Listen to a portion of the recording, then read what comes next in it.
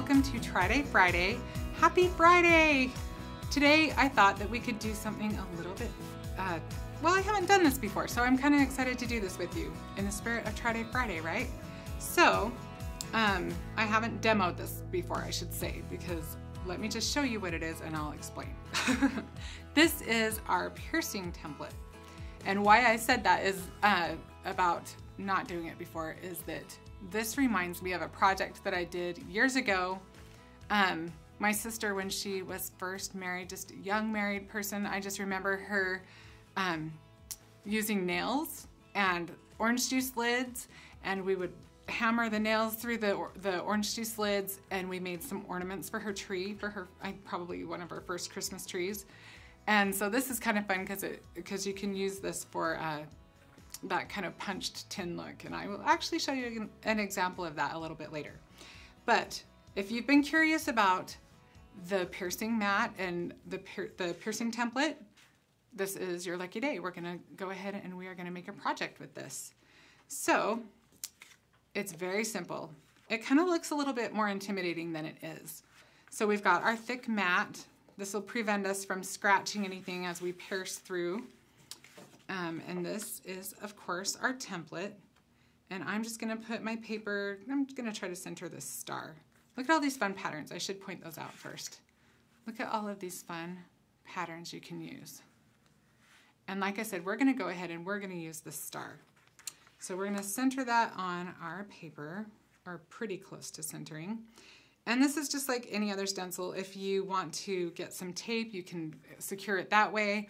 I'm just gonna hold on to it really tight. But and then this is our bloom tool. And it comes with several different tips. And we are going to use the one that's basically our piercing one. It's just the one that's just a sharp point. There's no ball at the end of it. And we're gonna use this to pierce our heart. Or not our heart, but our star. So you simply press. That is really all there is to it. You just go ahead and you do need to make sure you've got a good hold of your stencil so that it doesn't move around on you. And you simply just apply pressure and work your way around. I don't know if you've seen, but there's a big trend right now with piercing on, or not piercing, but stitching on your cards. You'll have to leave me a comment and let me know if you've actually ventured into stitching on your cards yet. That's something I haven't seen a ton of on our social media sites yet, but I think that we will see more in the future.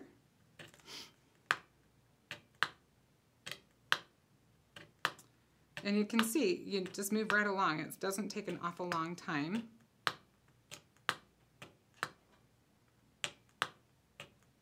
So you could go ahead and you could leave this just with the piercing, or what we're going to do is we're actually going to stitch on ours.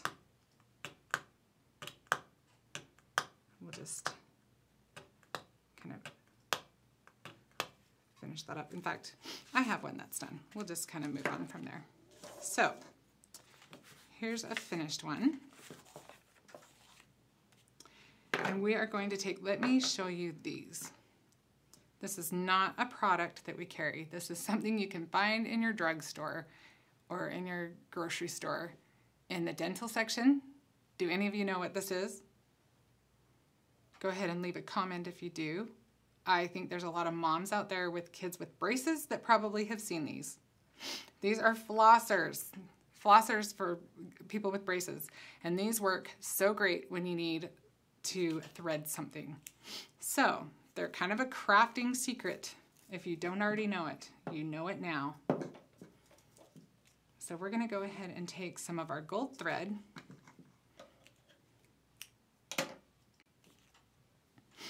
and we will just slide it right through, just like a needle. And we're just gonna come up through, just like we're stitching on fabric.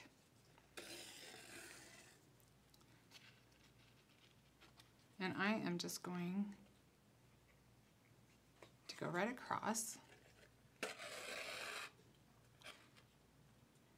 And then so I don't use any more thread than I need to, I'm just gonna go to the hole next to it. Can you see that? Rather than going across on the back and adding bulk. Oops, excuse me. And just hold on to your thread so it doesn't come through. Eventually you'll kind of cover it up and it'll be safe from going through. It doesn't go through the same way it does on fabric anyway. It stays put a little easier. And you can always add a little bit of adhesive when you're done. Oops, I cannot hold on to this little guy today.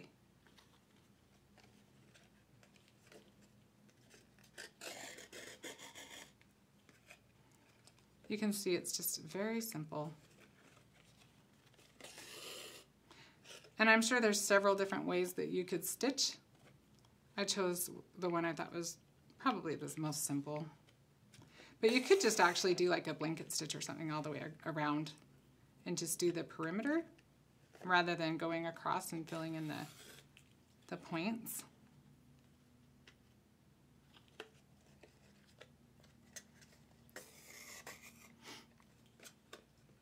Now I know that Kim showed on one of her T3 videos how to color our thread. So this would be a good opportunity to use some of that. This is actually very relaxing. It makes me feel like I should be on the porch, drinking lemonade. Simpler times, right? Okay, so then when you get to the top, we'll just finish this last stitch at the top.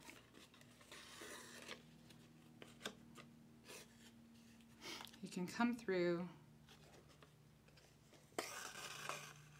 and then I'm just going to go through this hole here. Can you see that?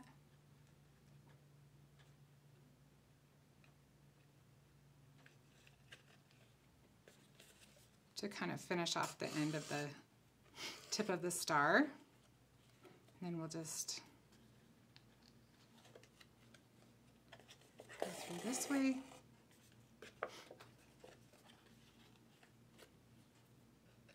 And we'll finish it off just like that. And then I would just start down here and I would continue the same process that I did on this side. So I will show you one that has been finished. So here is our star all stitched on there. And then I didn't do anything in the middle. I actually am going to do something a little bit different with the middle. I'm actually going to take one of these little wooden hearts. And we did have a request to use the Journey Gold ink. And I'm just going to use a little bit of that as paint for this.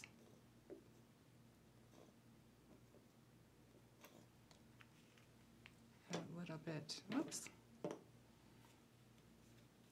I'm just going to brush that right on my heart. You could probably just press it right into the pad, but I'm just going to go ahead and do it right on my heart. Depends on how full your bottle is. My bottle is actually not very full. I probably should have grabbed one that had a little bit more ink in it. If your bottle is very full, I wouldn't recommend doing it directly onto the wood if you don't want to mess. Okay, so there's our little star. You can see how cute that is in there. Oops, we'll turn it. And I can't help but think, okay, if we're going to do some stitching on a card, we need a hoop. And we've got these fun DIY hoops that just beg to be used with our piercing mat. And so I went ahead, I will show you the finished card. And I made this Christmas card using the hoop. It's kind of more of a little bit farmhousey, more natural looking Christmas, which is kind of funny because I actually at Christmas time love very glitzy, I love gaudy birds. That's my thing. I love to have glitzy, gaudy birds on my tree. I buy a new one every year. But I like that this one's just kind of more simple and it has a more simple elegance to it. Really, really pretty. And then another alternative to that is this card that kind of shows you, this is the brushed silver. And it kind of was just my nod to the ornaments that I made before, the little punched tin look kind of revisited. So much fun. Definitely has that kind of good life vibe to it, doesn't it? So if you haven't used the piercing template, and if you haven't done any of the stitching or the piercing on your cards, I'm going to encourage you to try that. It is TryDay Friday, and this is the technique that I think you should maybe give a shot. And I thank you, as always, for joining me on TryDay Friday, and I will see you next week. Thank you.